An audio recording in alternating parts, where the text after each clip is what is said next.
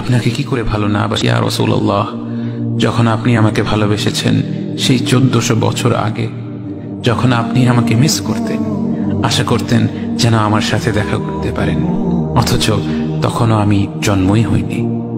সেদিন সাহাবীরা আপনার চোখে পানি দেখে বলল, ইয়া রাসূলুল্লাহ, আপনি কাঁদছেন কেন? আপনি বললেন, আমার ভাইদের খুব দেখতে ইচ্ছা করছে। সাহাবীরা বললেন, আমরা কি আপনার ভাই নই ইয়া রাসূলুল্লাহ? আপনি বললেন, না, তোমরা আমার সাহাবী। আমার ভাই হলো তারা যারা আমার পরে আসবে এবং আমাকে কখনো না দেখেও তারা আমাকে বিশ্বাস করবে। মৃত্যু শয্যায় শুয়ে আপনার অন্তরে এই চিন্তা ছিল যে আমাদের পরিণতি কি হবে। উম্মতি উম্মতি বলতে বলতে আপনি আপনার রবের নিকট ফিরে গিয়েছেন। আজ আমরা আপনার উম্মতের অংশ। বিশ্বজুড়ে আপাত দৃষ্টিতে আমরা হচ্ছি সবচেয়ে অপদস্থ, নিরুপায়, পরাজিত, লাঞ্ছিত, অথচ বাস্তবে আপনার উম্মতের অংশ হওয়া যে গোটা বিশ্বের সব সম্পদ পাওয়ার চেয়ে মূল্যবান ব্যাপার। আজ আমার মনে যত আশা, যত আকাঙ্ক্ষা, যত স্বপ্ন, যত চাহিদা, সব কিছু পেয়ে গেলেও নিজেকে এতটা সৌভাগ্যবান মনে করতাম না যতটা মনে হয় আজ আপনার উম্মতের একজন হতে পেরে। কাল হাসরের ময়দানে যখন গোটা মানব জাতি এক নবী থেকে আর এক নবীর কাছে ছুটে যাবে, আল্লাহ যেন বিচার প্রক্রিয়া শুরু করেন এবং প্রতিটি নবী নাফসি নাফসি বলে মানুষকে ফিরিয়ে দিবে।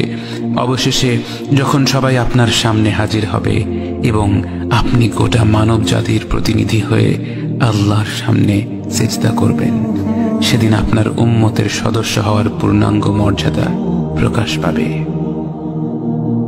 ইয়া রাসূলুল্লাহ, আপনাকে কেন এত ভালোবাসি তা তো ভাষায় প্রকাশ করা যাবে না।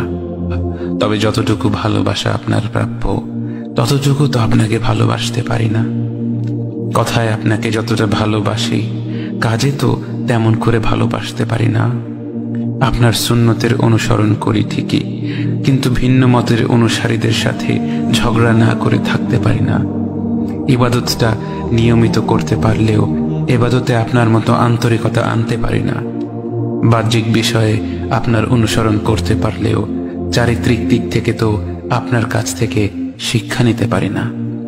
মুখে আপনার প্রতি সালাওয়াত পেশ করলেও কাজে কর্মে উম্মতে মুহাম্মদ হিসেবে আপনার সম্মানটা রক্ষা করতে পারি না। রাসূলুল্লাহ, হাবিবুল্লাহ, নবিয়ুল্লাহ, ইয়া মুস্তাফা, আমরা তো আপনার উম্মত হবার যোগ্য নই, কিন্তু আপনার রব তো সবচেয়ে ক্ষমাশীল। তিনি তো আমাদের যা প্রাপ্য তার চেয়ে অনেক বেশি অনুগ্রহ প্রদর্শন করতে সক্ষম।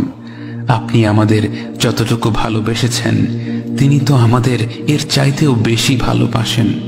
আমরা আমাদের ভুল ত্রুটি সম্পর্কে যতটুকু অবগত তিনি তো তার চাইতেও বেশি অবগত।